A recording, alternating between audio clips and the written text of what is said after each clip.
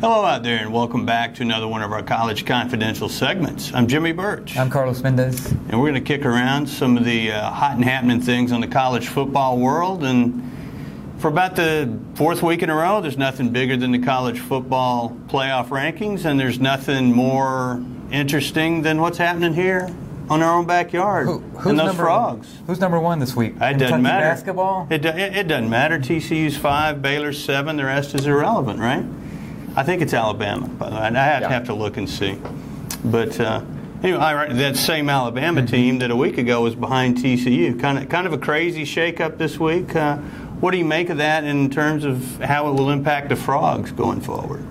Well, it didn't really surprise anybody that Mississippi State only fell to number 4 because they played the close game, which, from a TCU perspective, whoever won it, you wanted them to win big. Absolutely. There was not a route either way. Yeah. You wanted them to just knock somebody out of the top 4 and leave a spot for you. But it is a credit to TCU that you remained at number 5, because that's certainly striking distance of the Final Four. You've just got to make something happen with these last 2 games. And you were realistically going to need a loss from somebody else ahead of you. Really, TCU and probably was a de facto 5 even last week when they were 4 because of some of that game coming up. But the thing that got me was Baylor getting passed by Ohio State, which, the Big Ten, for about the 15th time I've stressed this, they have the worst record in non-conference play among the Power 5 conferences against other Power 5 conferences, and a big contributor to that was Ohio State, which lost at home by 14 on its home field to a Virginia Tech team that is tied for last place in its division in the ACC and is 5-5. Now, there's other you can look at other arguments and say, oh, they've really improved. Well, you can spin anything how you want to, but the Big Ten football does not pass the eyeball test to the level that Big 12 football does. Don't know how that's going to shake out over time, but it's certainly a message I got last night was watch your backs, little private schools from Texas. We got bigger fish that we have options to put into this playoff mix unless you just absolutely lock it down and give us no other choice. Do you kind of concur with that? Yeah, name power, we're coming to find out, probably still means something here. And if you give the names a chance to impress you, you're gonna give them that. Right.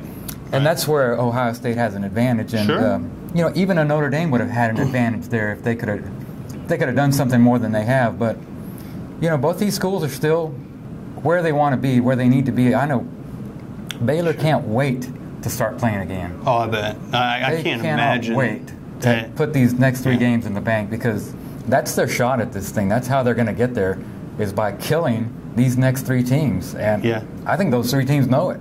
Yeah, I think they do too. There are 2 home games and a de facto home game in Arlington against Texas Tech. And Baylor's playing their best football in all likelihood right now. They played great against Oklahoma. They looked good against Kansas.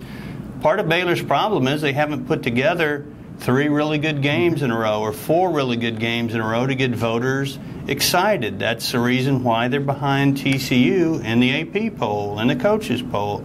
TCU played at least 4, maybe 5 really good games in a row before they stubbed their toe against Kansas. But anyhow, it'll be interesting to see how that unfolds. Another year-end issue that's getting people interested is A&M, Texas. The Houston Bowl has an SEC opening, has a Big 12 opening. The Longhorns and Aggies, you might have heard, Carlos, I don't know, they're not on each other's schedule this year. Are you aware of that? And they're not on each other's schedule next year, or the year after, or the year after. But by golly, they could play in Houston. You like that idea if it were to come to fruition? In the Texas Bowl? Yes, in the Houston, in the Advocare Texas Bowl. To get these 2 teams back together? Yes, sir. Well, you talk about a shotgun wedding. 110%.